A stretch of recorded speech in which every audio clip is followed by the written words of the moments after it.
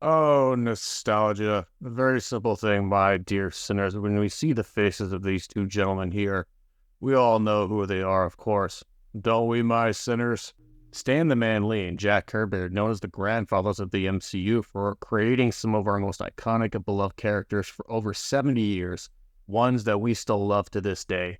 Stan the Man Lee will always remain a pivotal icon of what we see in our work today. But if Stan the Man Lee was alive today, he would question some of the direction that his beloved characters, which were like his children, have went.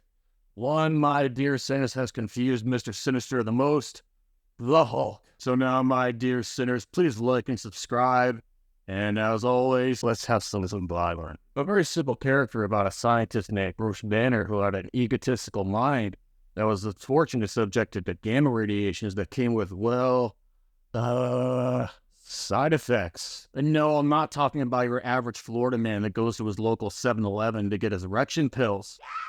When Dr. Banner got angry, he transformed into the Hulk, giant savage beast to wreak upon the evil. He had no control over the Hulk. That was such the dichotomy. You had one super smart genius that would then turn into a violent, dangerous, deadly monster. It was a phenomenal character. So what do you do when you need somebody to play this giant beast? You fight a giant man. Professional bodybuilder Lou Ferrigno. Say you want about the concept, but it's extremely simple. You find a giant man, paint him green. There you go. You just saved a shit ton of money on your budget. Good strategy there, boys. Now my Sinister's Hollywood's a knockout. Say what you want about Eric Bana as an actor, but I think he honestly did a really good job playing the Hulk.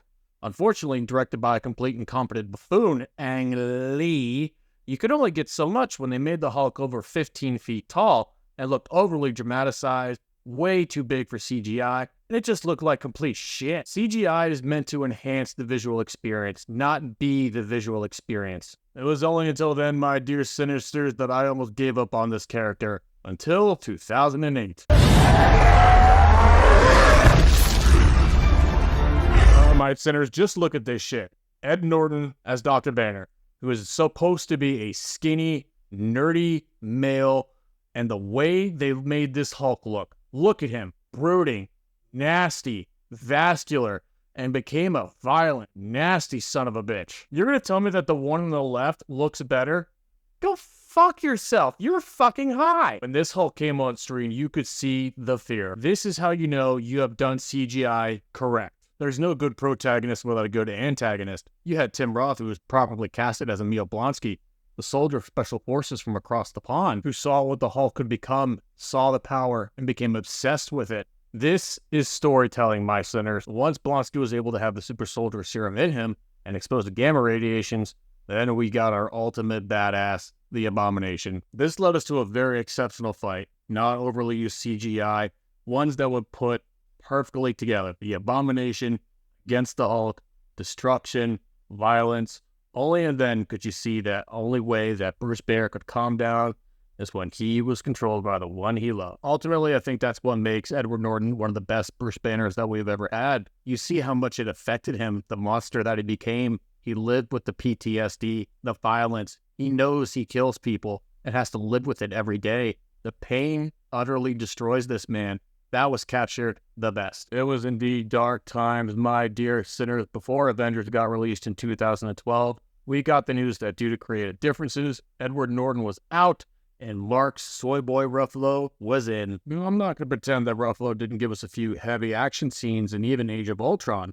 But when it came to Thor Ragnarok, this is when we got to see a different version of the Hulk, dumbed down to nothing than a mere reckless child. There were a few scenes in Thor Ragnarok where Hulk was a savage brute, but it was few and far between. This is not the character, but I know we can't give Mark Ruffalo the hardest time because Taika Waititi made it this way.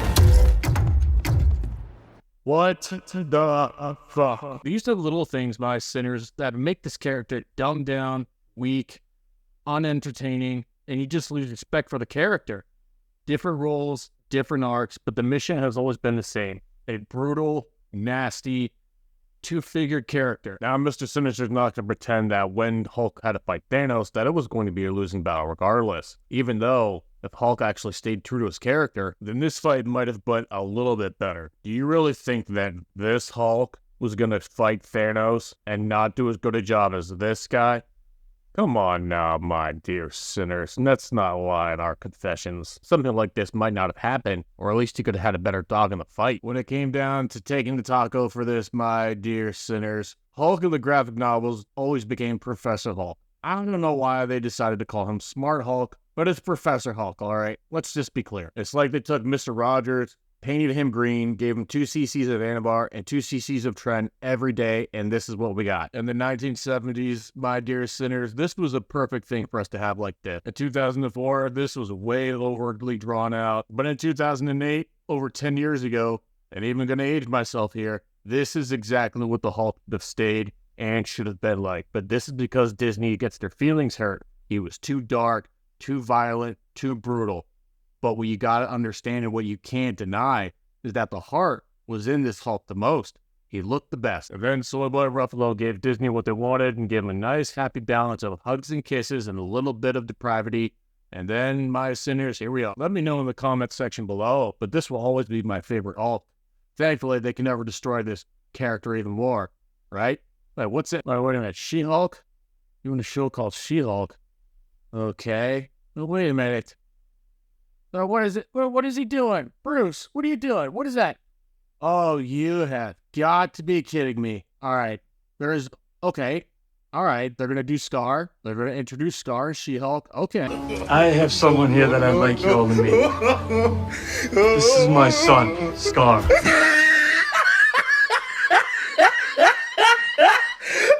at the top of his head. Oh, my sinners, this is not what Stan Lee would have wanted.